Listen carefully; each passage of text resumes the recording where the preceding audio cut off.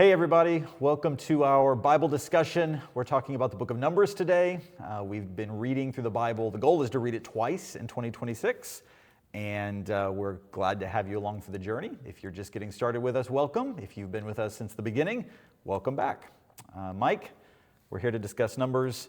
We're going to look ahead to Deuteronomy at the end of our discussion, but I guess we ought to start with just sort of a basic question. Are you up to date? Has the reading been going well? What do you have to share? Yeah, up to date, still going strong in my driving, although I didn't drive near as much this week. We had a baby in the house and waiting on another baby. But yeah, just listening to it, and I gotta say, it's never been my preference, but it's beginning to grow on me to listen to it being read to me by someone who knows what they're doing. And partly, in Numbers, man, there are a lot of names, right? Yeah. And so I love that just from a sort of professional standpoint. How do I pronounce these names when it's my turn to read them? But really, yeah, it's been going great. I think we're settling in at a roughly 30-minute pace, right? Has that held true for your I recordings? think so. I'm not, again, I'm not timing them, Yeah. but sometimes if I'm in the car for an hour, I just let it go for the hour and maybe get ahead or something. But yeah, great. A lot of people I've talked to, some people in here are way ahead because that's just how they do things. Most people are pretty close to where they need to be, I think, from what I've heard. Yeah.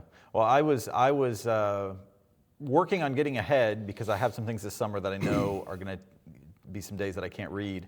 And I already used up all my days that I was ahead, so I'm on schedule now. Come on now. I'm on schedule. I might read tonight ahead and get back one day ahead. So, but we're where we need to be, and everything's good. Numbers is. I was expressing last week that I thought Numbers was going to be easier than Leviticus, and I heard some people who thought that it was not easier than Leviticus, and that's fine wherever you fall on that spectrum. But did you find that it was easier reading for you or harder reading?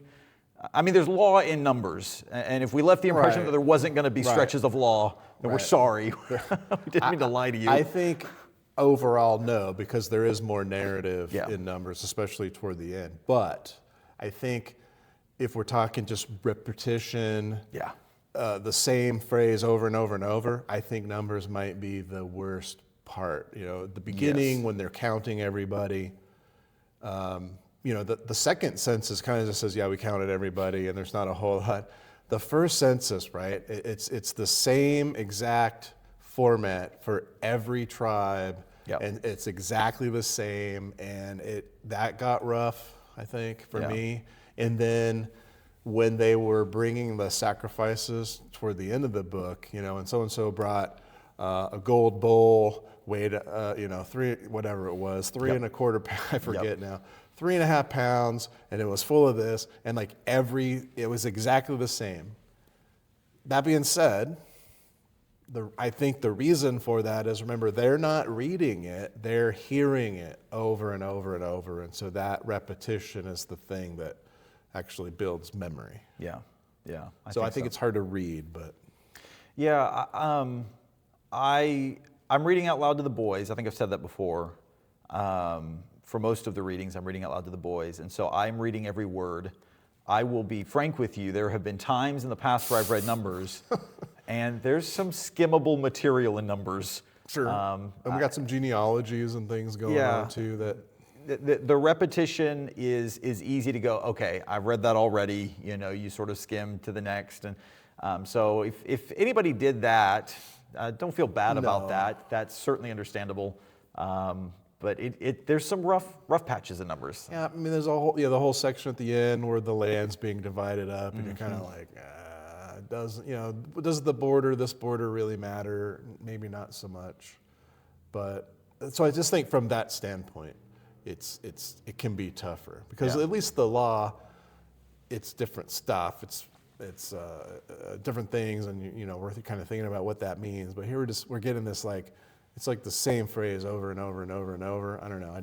I found that hard to listen to. Actually. Okay.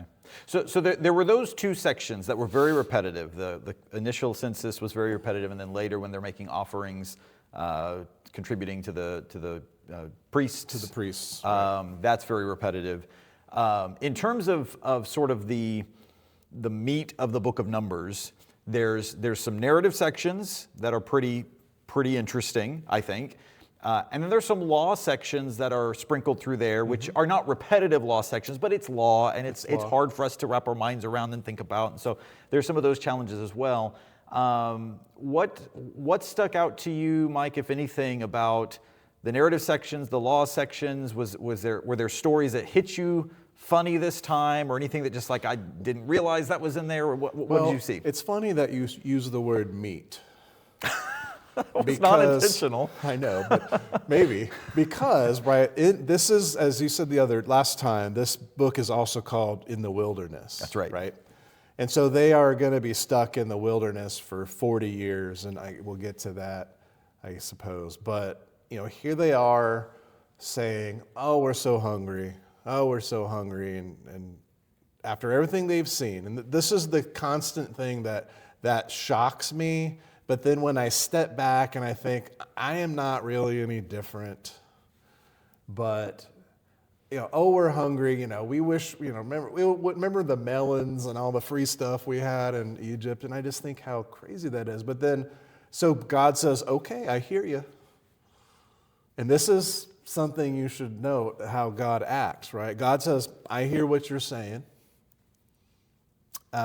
And I'm going to give it to you, and I'm going to give you so much that the words were literally, it's going to be coming out of your nostrils.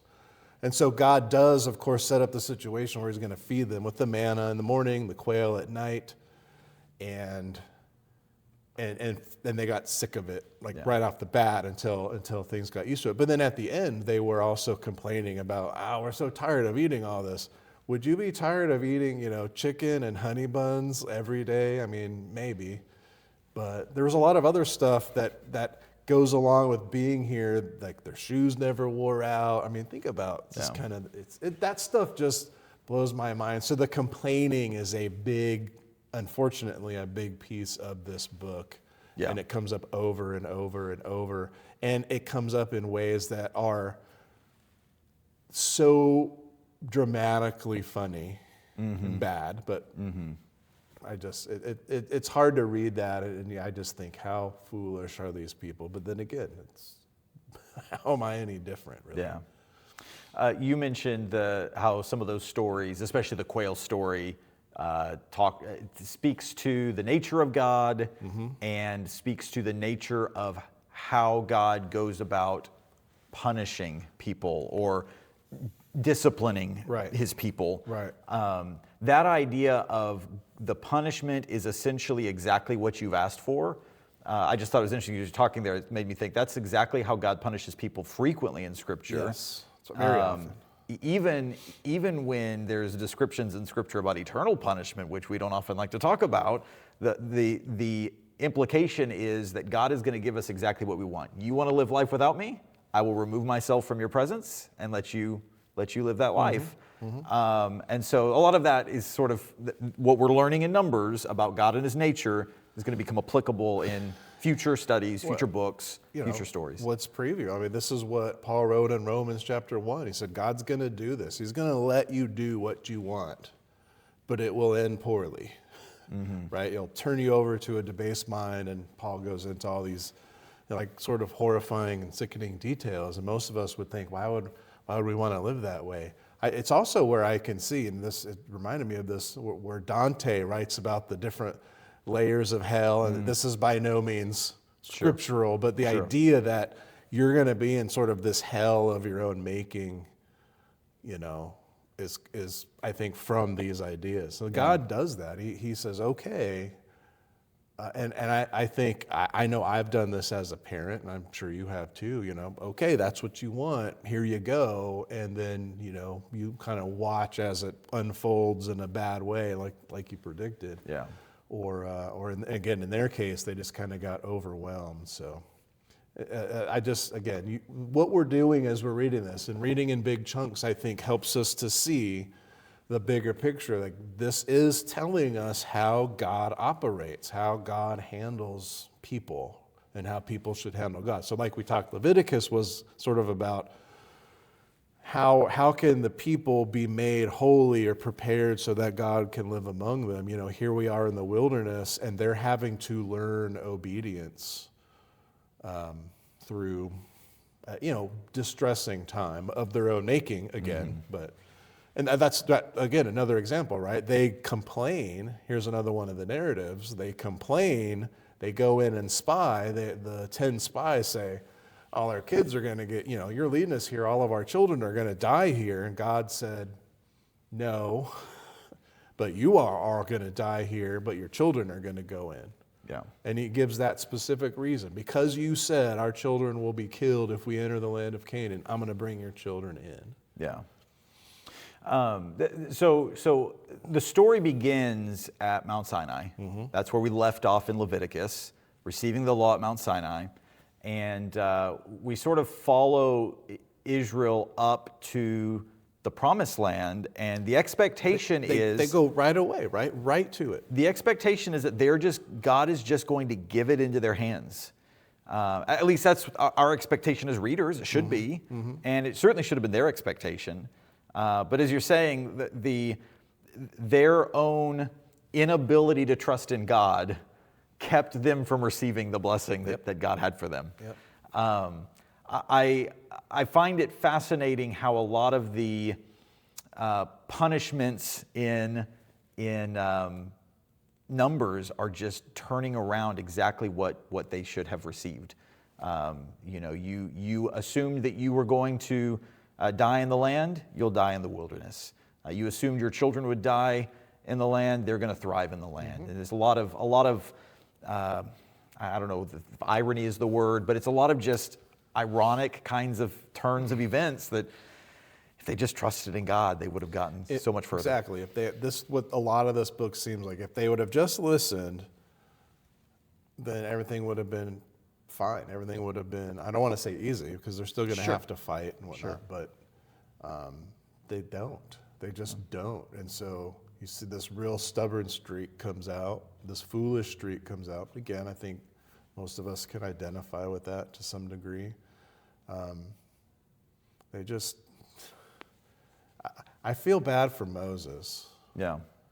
And Caleb and Joshua. Again, plenty of faithful people. Let's also not forget, right? These judgments aren't necessarily eternal judgments, right? Sure. Again, there's that confusion sometimes. God kills people. It's always because they're sinful, or they're whatever. They're going to go to hell. I don't think that's the case. These people are like, that's your punishment. You're going to die in the wilderness. But that didn't mean, from then on they weren't faithful and so on. So yeah, I think people read the Old Testament and they still get stuck on all this sort of death and destruction. Now, there are a number of cases where a plague comes or fire comes or snakes come. I mean, there's all these things in Numbers, right, that are God's response almost every time to their complaints, and then someone has to step in. Yeah. Yeah. And that should teach us something too, right? Yeah. Yeah. I've got two observations I want to make, and take this and run with it if you want. If not, you can just leave it there. You might say this is my 5 cents, but okay. But in the first place, we have that joke just made me lose my train of thought there. I want to get to Balaam. I want to get to Balaam. We need to talk about Balaam. We need to talk about Balaam. Before that, here's where I was going. When they refuse to go in and take the land, God judges that whole generation, which, by the way, the first census counted that generation. The census counted those who were 20 years old and upward. And what God says as judgment is basically everybody who was a part of that first census would not be allowed into the land except for two individuals, Joshua and Caleb, who were the two spies that, encouraged them to go in and trust in God.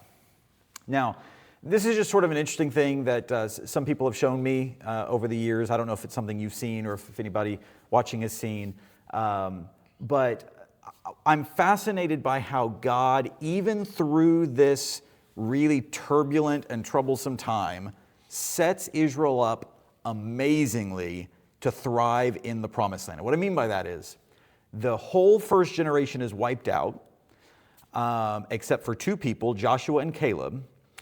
And that includes Moses and Aaron, by the way. Moses, Aaron, and Miriam, they have their own faults, and they end up being judged for that. There is an exception to that, though, in the book of Numbers. And the exception is the entire tribe of Levi was not numbered as part of the tribes of Israel. God's explicit in Leviticus. He's explicit in Numbers. They belong to me. They're mine. Right. And so what's fascinating about that to me, if you haven't noticed that, it's not like there's just a bunch of young people walking into the land of Canaan to take over.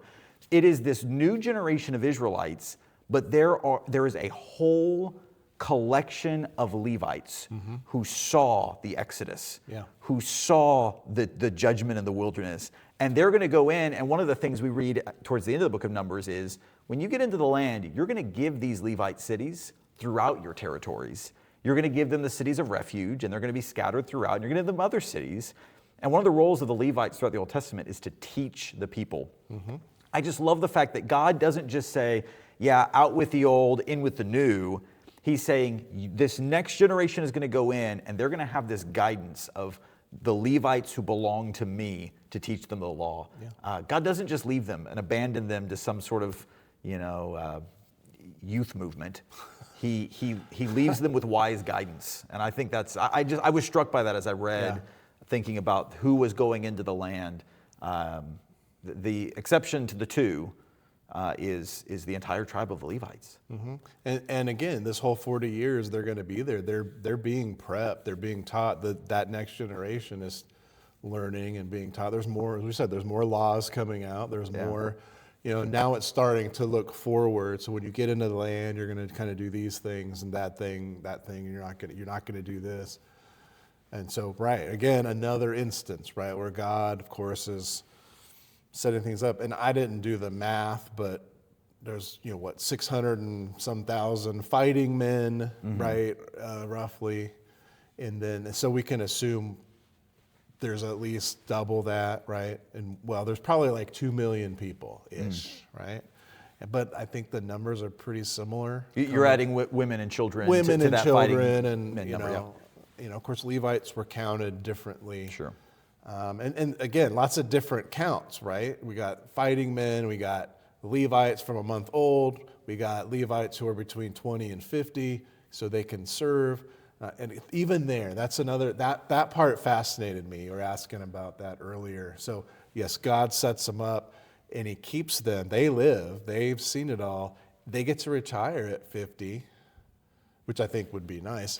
But no, like they get to retire, and it says they can't go do any of the work, but they can help. And I interpreted that, and I just maybe as their supervisors. They're now in charge, and then these younger men are doing the heavy lifting and all of that. So these older men are taken care of, but their wisdom remains to get all this done. I was really fascinated how God spread out all the temple or tabernacle sort of jobs, the mundane stuff among all of the Levites. So it's Aaron's family that are the priests. Sometimes I think we get that confused. They're the priests, just that one family line. Everyone else has a role to play in this whole process. And it's God's very specific. And some of them, their job is to make sure that no one else wanders into the tabernacle area. Yeah. Tabernacle guards. Yeah. And so that was a tradition that stays, even into the time of Jesus. There's temple guards to keep, the riffraff out. Yeah.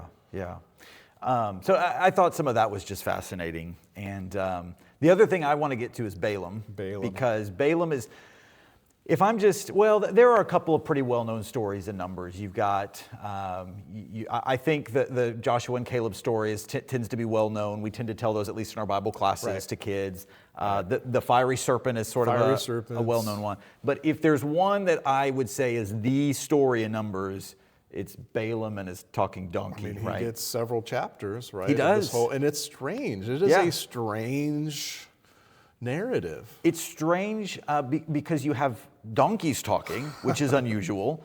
It's strange because all of a sudden, we have been following since Abraham, the story of Abraham's family, and then all of a sudden we get 3 or 4 chapters about this Gentile prophet who apparently has some relationship with Yahweh, which is interesting. Yep.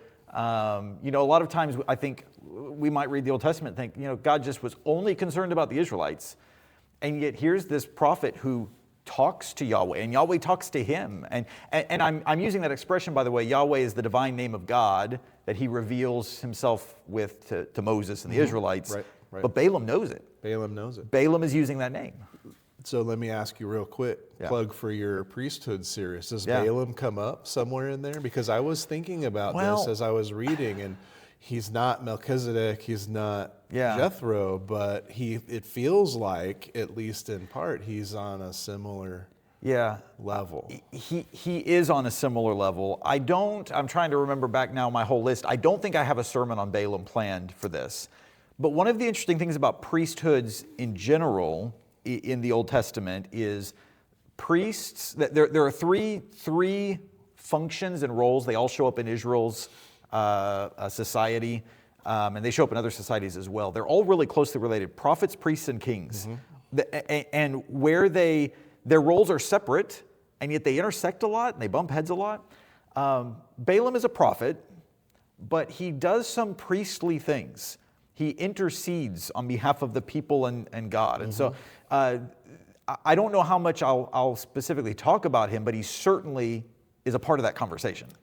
It's very interesting. In reading the story, right, that he goes, do we want to just start the story? Like, he's approached by Balak, the king, because he sees Israel coming, and he's afraid of them because they've already beaten several foes. Yeah. But by the way, if anybody's ever curious how to keep Balak and Balaam straight, Balak is the king, and his name is in K. That's my mnemonic device. Okay.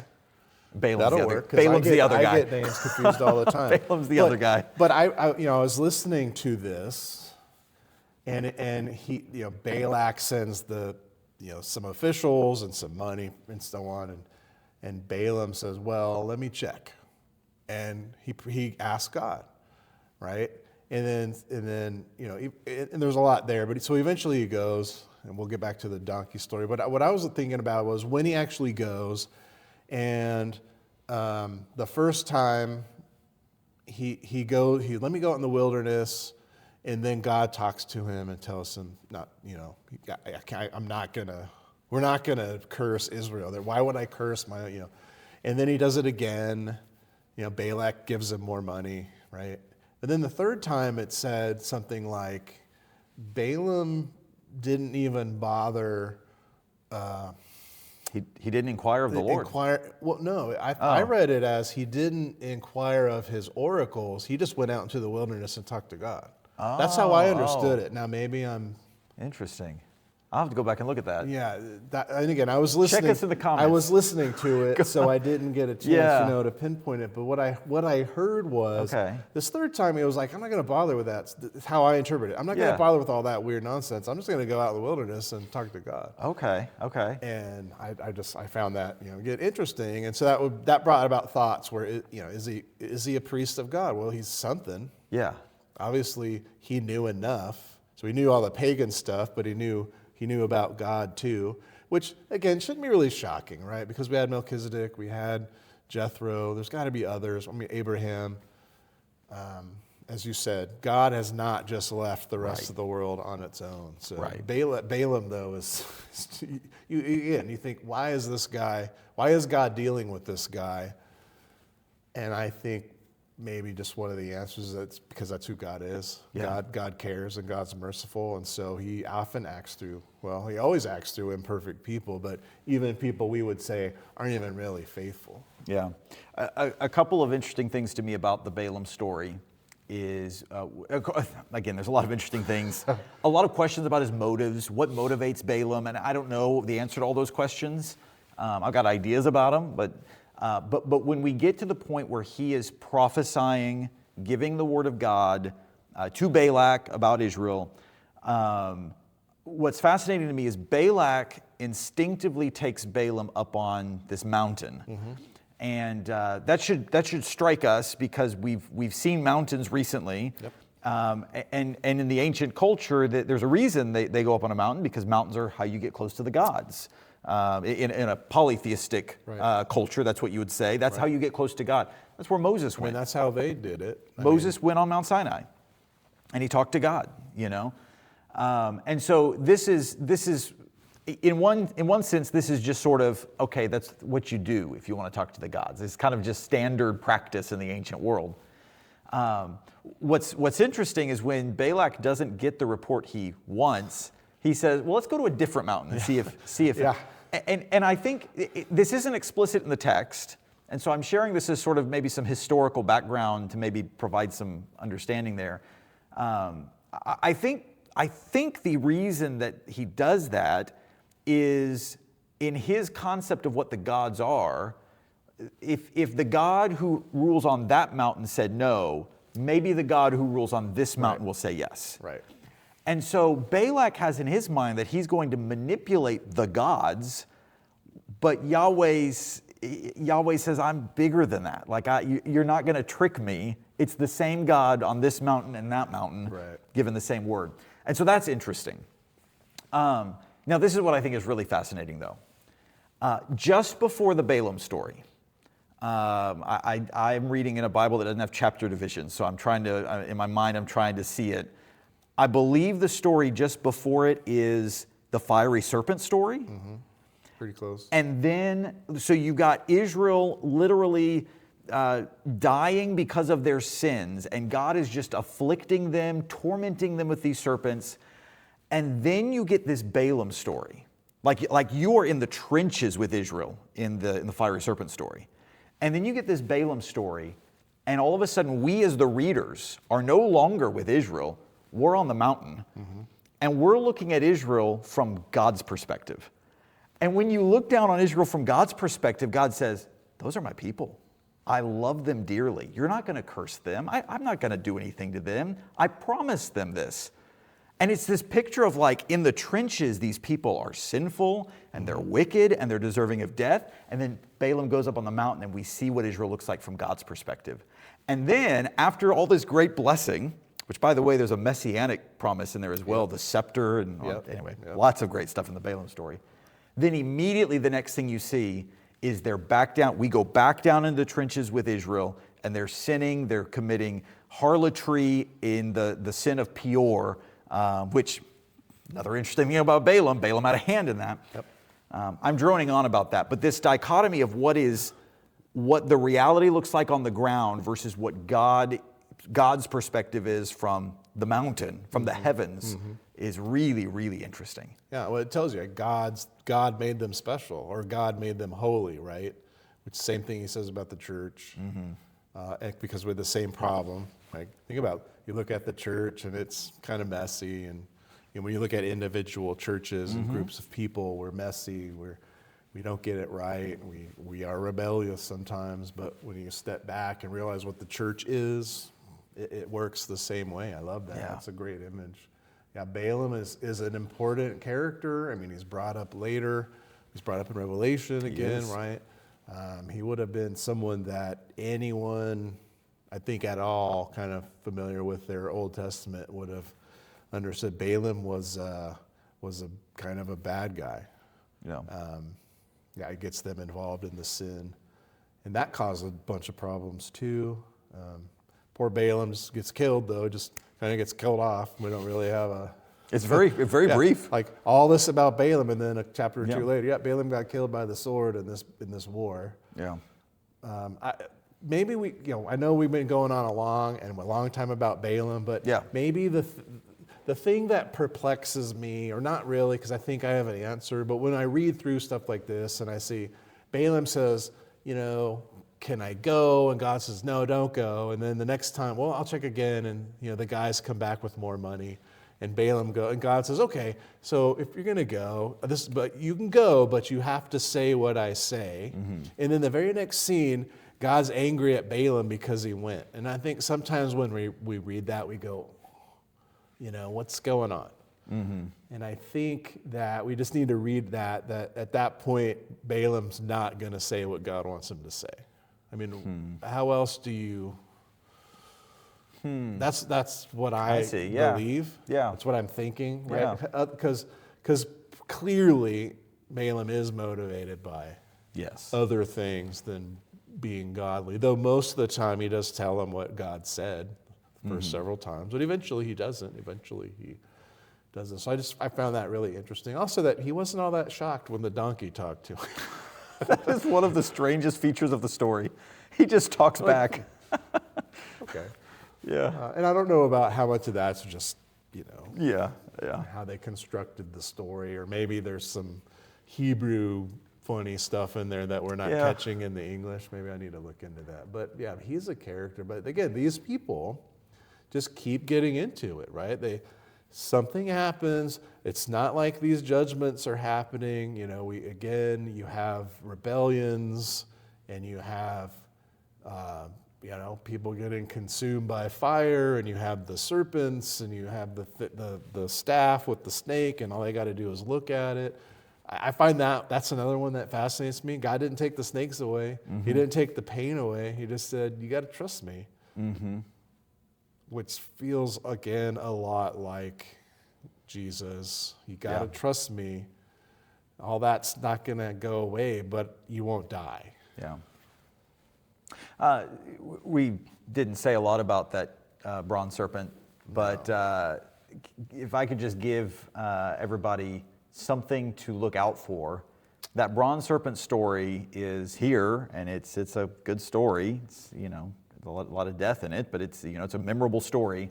That's not the last we're going to see of the bronze serpent. And so maybe I'll just leave that tease at that and just say, keep your ears open, keep your eyes open for the next time we see that bronze serpent, because we're not done with it yet.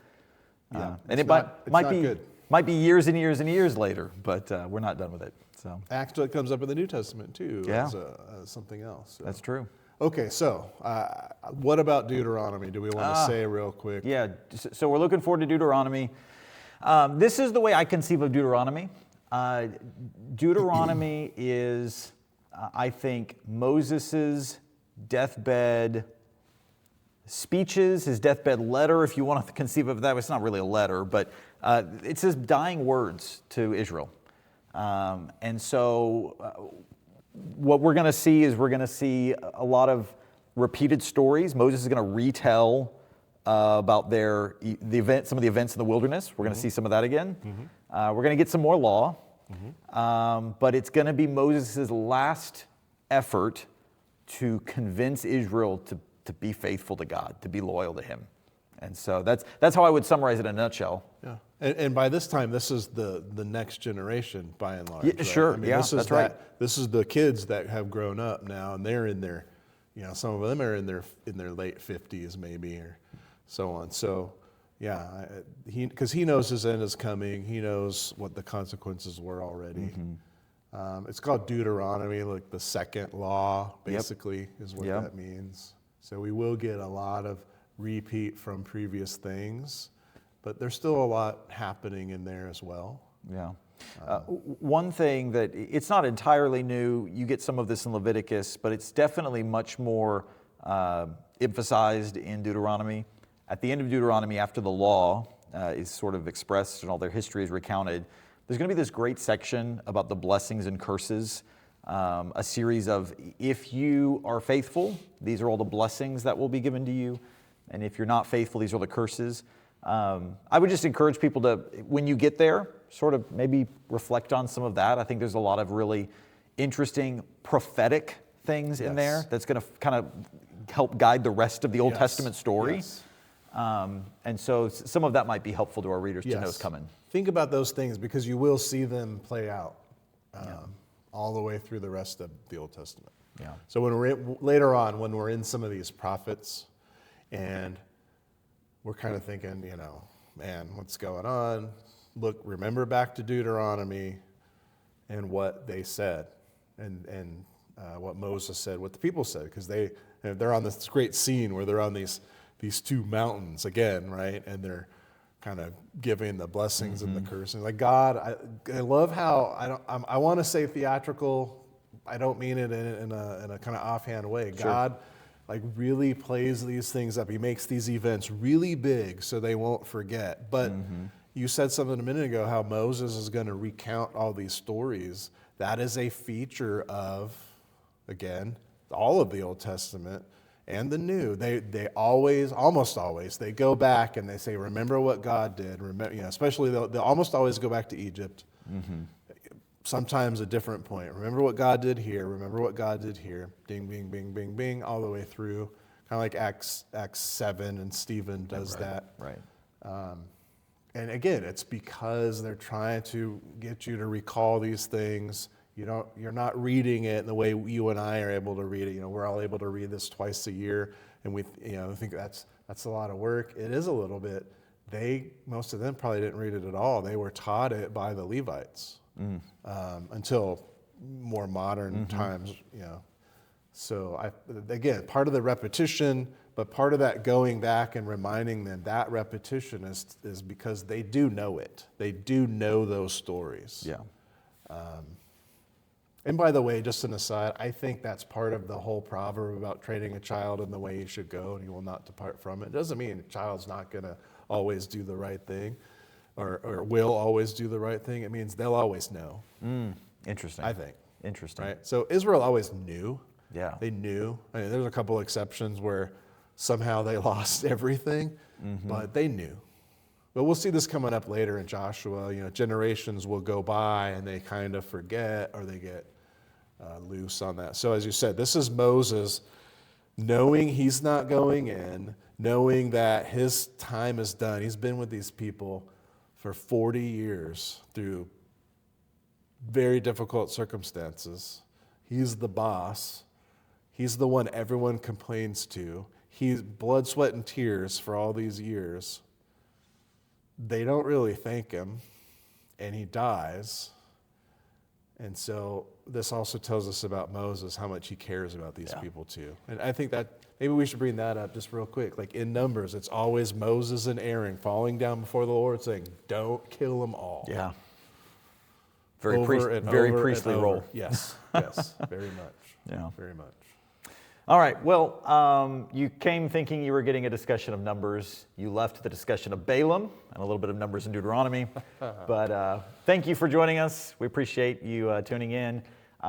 Please, if you haven't already done so, subscribe to our channel, like the content, get notifications, all those good things.